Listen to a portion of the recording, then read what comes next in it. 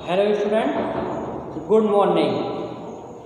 आज हम लोगों का जो टॉपिक है वो है बैंकिंग, क्लास 12 कॉमर्स बैंकिंग। इसके पिछले वाले वीडियो में मैंने आपको बताया था, जो लेसन 3 था उसमें मैंने बैंकिंग में जो चैप्टर पढ़ाया था उसमें मैंने आपको बताया था बैंक के वित्तीय स्रोत। मीन्स बैंक के वो कौन कौन से साधन हैं जिससे कि वो पैसे को प्राप्त करते हैं। मैंने उसमें आपको बताया था कल कि अंश पूंजी द्वारा, मीन्स अंशों का निर्गमन करके, ऋण पूंजी मीन्स ऋण पत्रों का निर्गमन करके, तीसरा जमाओं द्वारा, तथा चौथा मैंने आपको बताया था साख का निर्माण करके। मीन्स जब बैंक के पास पैसा हो जाता है तो वह इसका विनियोग कहाँ करता है।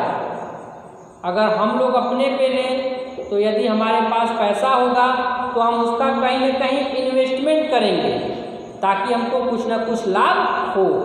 इसी तरह जो वित्तीय संस्थाएं होती हैं जैसे बैंक भी एक फाइनेंशियल इंस्टीट्यूट है, एक वित्तीय संस्था है जो विभिन्न माध्यमों से, जिसके विभिन्न माध्यम में पैसे को प्राप्त करने के, वो आपको लेसन 3 में बताया गया था। लेसन 4 का जो टॉपिक है, मीन जो बैंक के पास पैसा आता है उसका वह उपयोग, मीन्स उसका विनियोजन, मीन्स विनियोग कहाँ कहाँ करता है, मीन्स बैंक के धन विनियोजन के नीति। तो मैं आपको बता दूं कि जो स्टार्टिंग के 5-6 चैप्टर हैं वो एक यूनिट में है, जिसमें आपका बैंक के वित्तीय स्रोत, बैंक के धन विनियोजन की नीति और बैंक के आर्थिक चिट्ठा।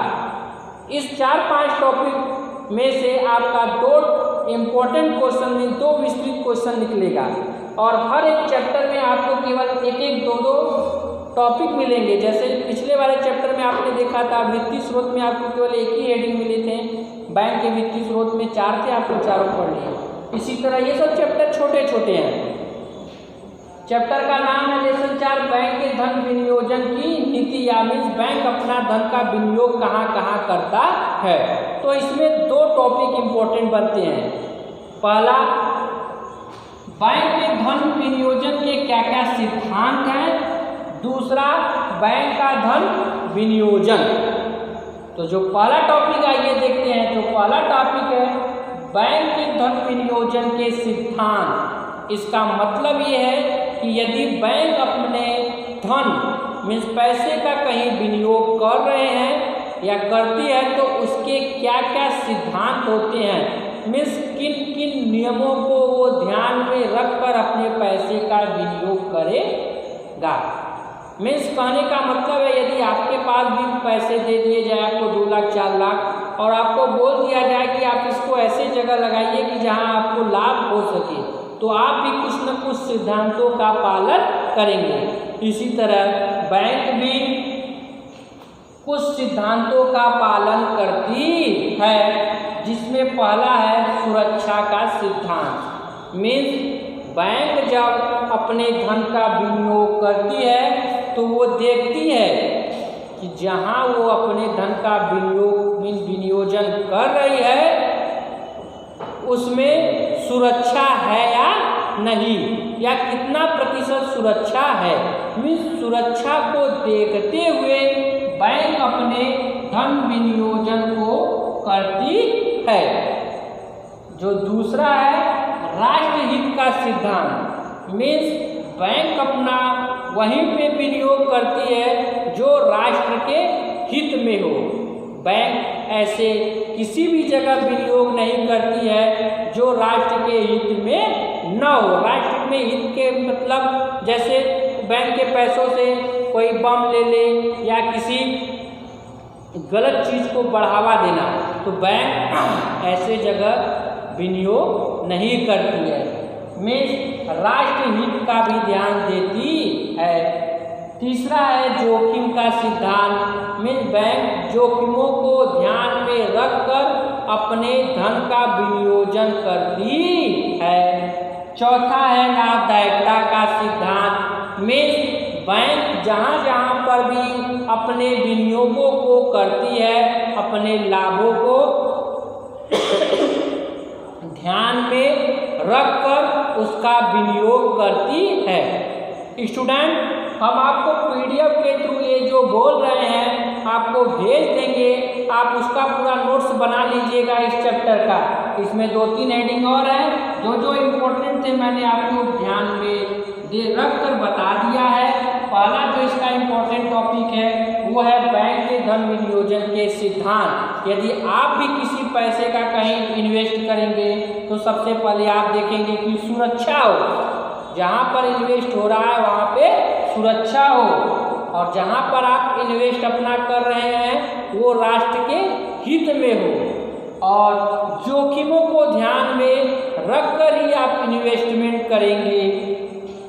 चौथा, अपने लाभ को देखते हुए, अपने लाभ को देखते हुए आप इन्वेस्टमेंट करेंगे। में जहाँ आपको ज़्यादा लाभ होगा वहीं पे आप इन्वेस्टमेंट करेंगे। इसी तरह बैंक भी होते हैं, जैसे आम व्यक्ति, आम बिजनेसमैन या आम इन्वेस्टर अपने पैसों को इन्वेस्ट करता है तो देखता है कितना सुरक्षा है, कितना जोखिम है, कितना लाभ है, राष्ट्र के हित में कर रहे हैं कि नहीं। इसी तरह बैंक भी अपने धन विनियोजन को करने के लिए निम्नलिखित सिद्धांतों को अपनाती है। ये बहुत इंपॉर्टेंट क्वेश्चन है, आपके बोर्ड एग्जाम में पूछ सकता है कि बैंक के धन विनियोजन के सिद्धांत से आप क्या समझते हैं, बैंक के कौन कौन से धन विनियोजन के सिद्धांत हैं। तो ये मैंने आपको बता दिया। जो इसमें दूसरा सबसे इम्पोर्टेंट टॉपिक है वो है बैंक का धन विनियोजन। मीन्स बैंक कैसे अपने धन का विनियोग करती है। तो बैंक अपने धन का विनियोग 2 प्रकार से करती है, एक लाभकारी विनियोग और दूसरा अलाभकारी विनियोग।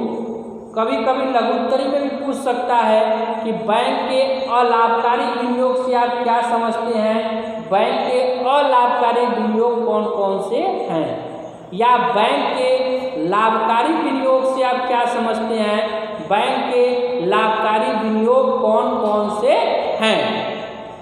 विस्तृत में यदि आपसे पूछेगा तो आपसे पूछेगा कि बैंक के धन विनियोजन क्या है, तो आप इसमें लिखेंगे कि बैंक के धन विनियोजन में बैंक अपना धन का विनियोजन 2 प्रकार से करती है, एक होता है लाभकारी विनियोग, दूसरा होता है अलाभकारी विनियोग, और सबके बारे में पूरा लिखेंगे।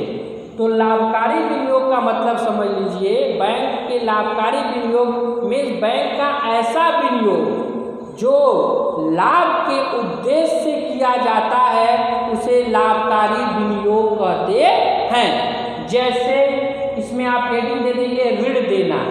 यदि किसी को पैसे की ज़रूरत है तो वो बैंक से जाके ऋण लेता है, उसके बदले में बैंक को क्या देता है, एक निश्चित प्रतिशत से ब्याज देता है। तो यदि बैंक किसी को ऋण के रूप में